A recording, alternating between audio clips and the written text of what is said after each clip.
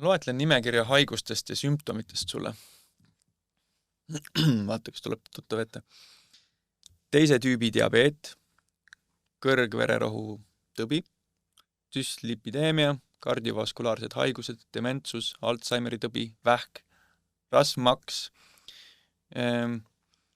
mittealkohoolne maksahaigus, polütsüstiliste munasarjade sündroom, viljatus, mitokondri düsfunktsioon, depressioon, kõrge kortisool, tromboos ehk veresoone ummistus, neuropaatia, perifeerne neuropaatia, retinopaatia, neeruhaigused, neerukahjustus, erektsioonihäired, stress, krooniline stress. Millest me räägime? No me räägime insuliiniresistentsusest ja leptiiniresistentsusest, võimalikult ka eeldiabeedist. Ja kas on nii sinu lemmikteema, ma tean. Kas on nii raske aru saada, et ei olegi kuskil öeldud, et insuliiniresistentsus ja leptiiniresistentsus on ainuke põhjustaja. Selge, tegureid on palju, et erinevatel jällegi geenitaust on erinevatel inimestel. Kui sa näed, et see inimene tuleb sinu vastuvõtule ja tal on kõrge vererõhk, rasvmaks, impotentsus, raske depressioon, ärevushäire, eeldiabeet, kas ei ole kõik nii selge, et tegemist on insuliiniresistentsuse sündroomiga, et kõik asjad nagu kokku juba pandud sinu jaoks, et sa ainult vaata, tee järeldusi ja soovita, mida see patsient peab tegema. Aga ei, me määrame talle iga selle sümptomi vastu roht. Kui palju praegu on siin sümptomid ja haigusi? See on ka, ma lihtsalt tahan öelda, et see on minu koostatud list. Ja. See on omandatud info põhjal. Sa oled näinud ka, ma olen teinud endale süsteemi, sest et kõik ei mahu pähe ära lihtsalt. Mul on teinud endale oma süsteemi, kus ma kirjutan seostena lahti, et ma saan ka enda jaoks otsida niimoodi, et ma panen sinna sümptomid sisse ja siis vaatan, millega see seotud on. Et ma veel täiustan seda, aga see on üks abivahend, mida ma kasutan, sest lihtsalt siia korraga ei mahu nii palju infot, sa tead ka seda, ma arvan. Aga kas siin nimekirjas oli midagi, mis siin ei peaks olema?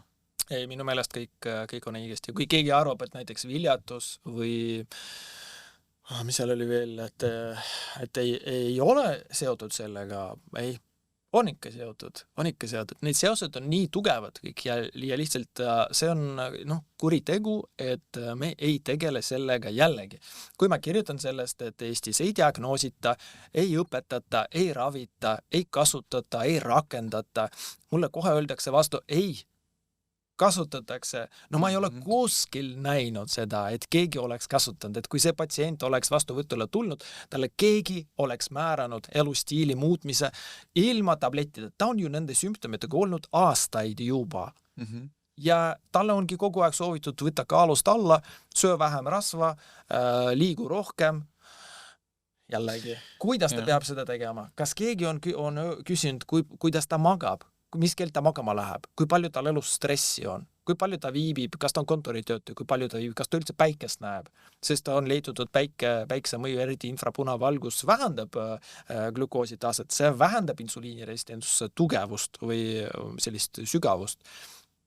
Meetmeid on väga palju, mida rakendada. Loomulikult, kui sa oled üksik arst või keegi, ma ei tea, tervishoiutöötaja või toitumisnõustaja ja inimesel ei ole piisavat motivatsiooni ja võib olla rahalisi võimalusi sinuga tööd jätkata edasi, siis ainult ühe vastuvõtu põhjal on raske temal endal seda otsust teha. Selleks peabki olema meditsiiniline süsteem, mis käsitlebki eelhaigusi, et me ei oota seni, kuni Alzheimer juba koputab ja me ei oota seni, kuni diabeet või viljatus tekib sellel ülekaalulisel naisel.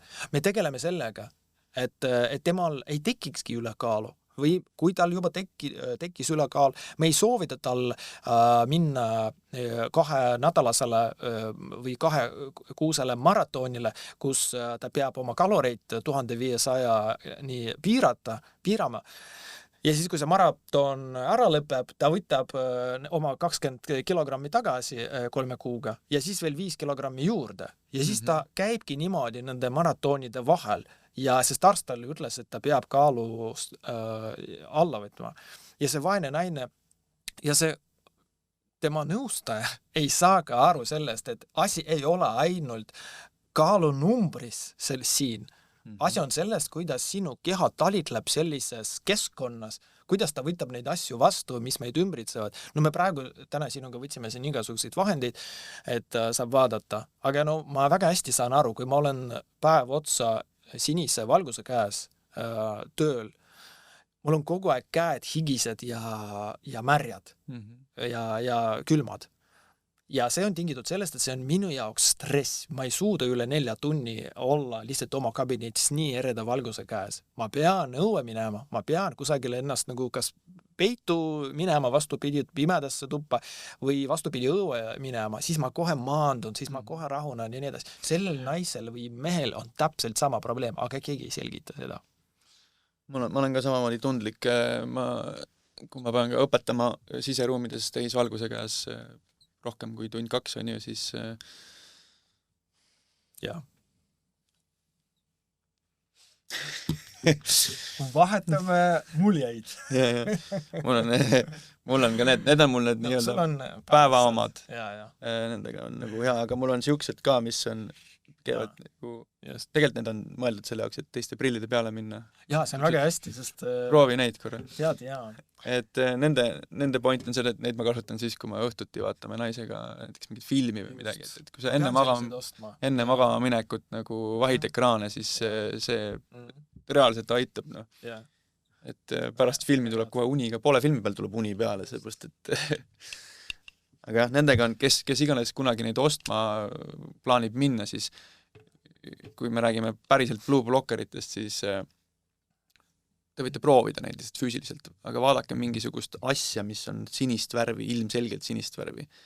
Pange prillid pähe, see ei tohi olla sinine enam.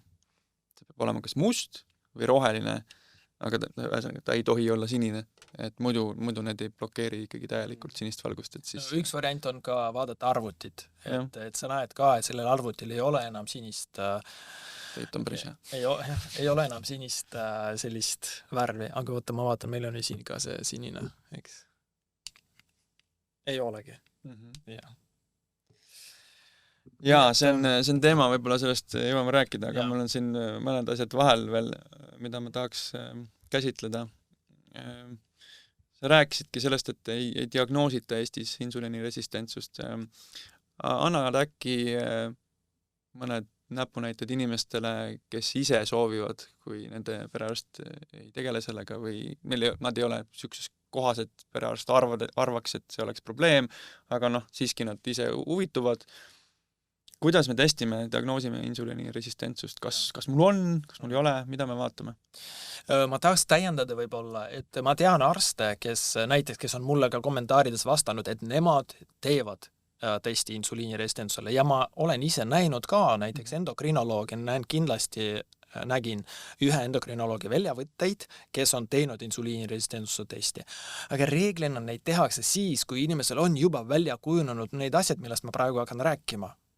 Aga me ei pea nii sügavale laskma neil asjadel minema. Me võime juba nähes ühte teistes analüüsides ja võib-olla inimese välimuses, et mitte oodata, et ta 5 aasta tagant käib kuskil tervishoiuarsti juures, ainult tal mõõdetakse D-vitamiini ja üldveri ja veresuhkur, mis üldse ei ole näite insuliiniresistentsuse korral. Ja selle alusel otsustame, et ta on terve. Ei. Nii et nahanäsad on üks ülioluline insuliiniresistentsuse tunnus, üsna spetsiifiline. See on tingitud sellest, et insuliin on kasvuhormoon, sealhulgas kasvufaktor, ja kui seda liiga palju, see stimuleerib naharakkudes ka kasvu, eriti kohtades, mis hõõruvad ja voltides. Siis voltide tumenemine, seda nimetatakse akantoosist nigricans, ehk siis must akantoos, kus kaela peal, rinnanäärmete all, kaenlaalussi, kubemes tekivad sellised tumedad sametised laigud. Just nagu tunne, nagu sa ei ole ennast hästi pesnud või nagu pigmendi laigud. Jaa, nagu pigmendid, aga nad on suured, see ei ole nagu, ta ei näe välja nagu sünnimärk, ta on ikkagi selline lai ja üsna ühtlane, aga tumeda pigmendiga.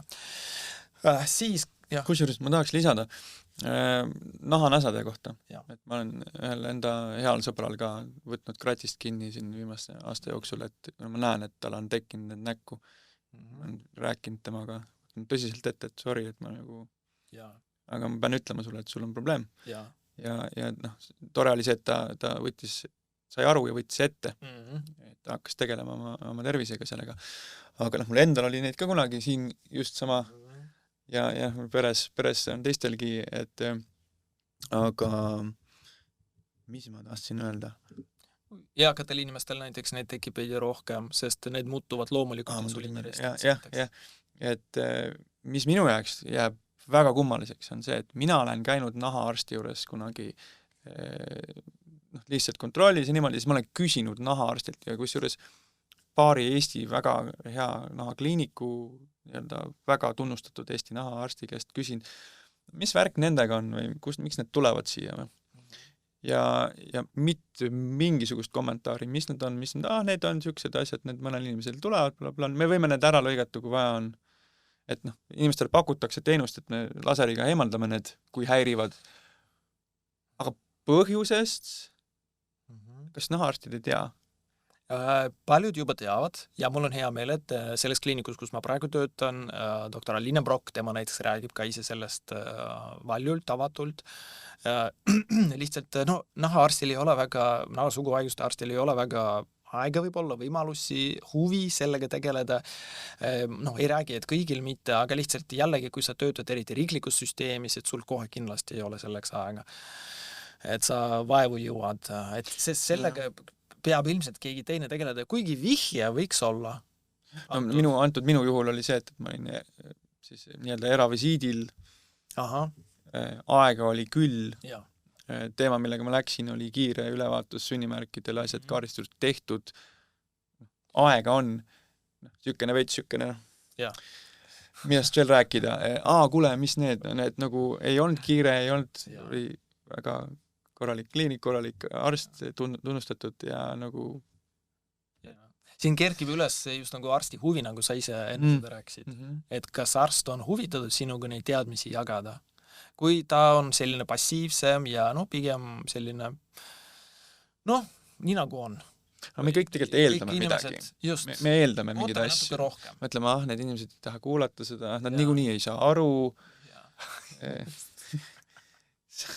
Küsib, aga ei saa aru niikuinii, mis ma räägin talle.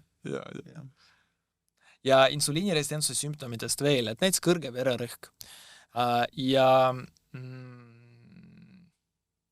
unehäired, magusaisu, naistel, ka meestel näiteks tursed, sest turse tekkimine on tingitud sellest, et insuliin, nii nagu ma eelmisel korral rääkisin ka, et insuliin lihtsalt hoiab kinni vett kehas, kui on see kõrge.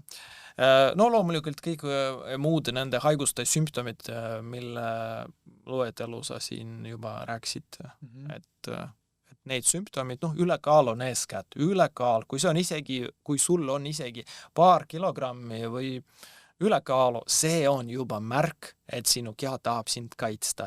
Et rasvmaks, organi rasv nii-öelda, mis tihtipeale inimestel ei paista üldse väljagi niimoodi, muidu on võib-olla kõhnad isegi, mis on see tofi või mis selle välja nimi on ju, et seal on ju ka tegelikult see, et probleem võib-olla on, lihtsalt ei paista niimoodi välja. Just, sulle võidakse öelda, et mis sa nüüd, et sulle, aga näiteks sinu kolesterooli tase ja 3 kuu keskmise veresuhkru glükeeritud hemoglobiini tase võivad olla normist kõrgemad, aga sa oled peenike.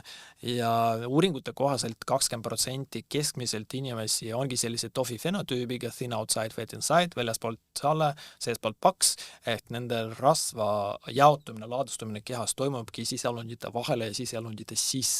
Ja see kujutab endast välja väga suurt riski nende tervise jaoks, sest nad üldse ei saa aru, et nad on haiged.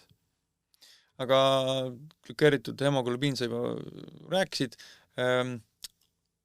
triiglütseriidid ja HDL-i vahekord. Palun täpsusta, mida inimesed peaks seal vaatama? Ja ma veel ütleks glükeeritud hemoglobiini selle pika veresuhkru kohta niimoodi, et optimaalne tase võiks olla teil kõigil 5,0 ja alla selle. Kõik, mis on üle selle, juba kerkivad riskid. Ja eeldiabeet algab alates 5,7, kui me näiteks Ameerika soovitusi vaatame. Eestis on endiselt eeldiabeedi diagnoosimise kriteerium on 6,0 selle 3 kuu keskmise diabeedi, 3 kuu keskmise veresuhkru näid. Nii, HDL-i ja triglütseriidide tase või triglütseriidide ja HDL-i suhe või HDL ja triglütseriidide suhe, mulle meeldib seda nagu tagurpidi alati arvutada, sest arvutis läheb see HDL ja siis all on triglütseriidid. Nii et mulle meeldib alati selline suhe 2:1 see peab olema üldiselt. Et HDL-i peab olema 2 korda rohkem kui triglütseriide ja kui see suhe on selline, siis tundub, et kõik hästi. Aga väiksem on ka okei või? Väiksem võib ka okei olla, aga lihtsalt sinu ülesanne ongi hoida sinu triglütseriide alla 1 alati ja HDL-i 1,5 ja natuke üle. Ja mida rohkem, seda parem, aga mitte alati ja loomulikult. HDL-i kohta on ka leidnud, hea kolesterooli kohta on leidnud, et kui selle tase on üle 2 või seda enam üle 2,5, siis see ei pruugi enam sellist kaitsvat efekti avaldada. Nii et see võib pigem peegeldada seda, et keha üritab kuidagi muud moodi kompenseerida neid muutusi, mitte läbi LDL-i, vaid läbi HDL-i ja see võib juba peegeldada mingeid ainevahetuslikke probleeme ka. Nii et kui sinu hea kolesterool on üle 2,5 või 2,5 ja kõrgem, no siis tasub ikkagi mõelda, kas on sul ainevahetusega ülekaalu ja võib ka olla, aga on võimalik ka, et sa oled olnud nii rangel näiteks karnivoortoitumisel, ja sinu valkude kogus, nii nagu me ka eelmine kord rääkisime, on nii suur, et sa sööd näiteks üle 3 grammi päevas, et sinu keha toodab üle üldkolesterooli ja HDL-kolesterooli. Ja, et ühesõnaga see on natuke keerulisem süsteem. Peab seda individuaalselt hindama. Võttes arvesse sinu riske.